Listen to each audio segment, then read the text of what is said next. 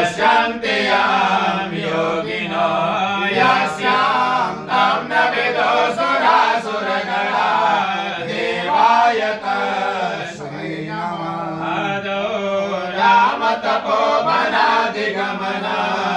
हत्वा मृगं काञ्चनं वैदेहीहरणं जटायुमरणं सुग्रीवसम्भाषणं बालेन्द्रहरणं समुद्रतरणं लङ्कापुरी दाहनं पश्चात् रावणकुम्भकर्णहननम् एतद्विरामायणं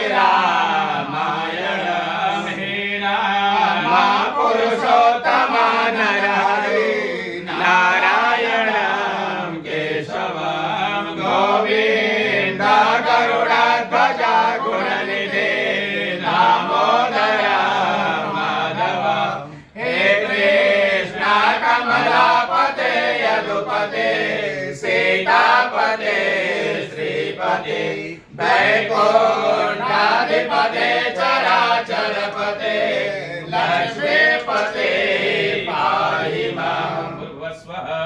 श्री सर्वतो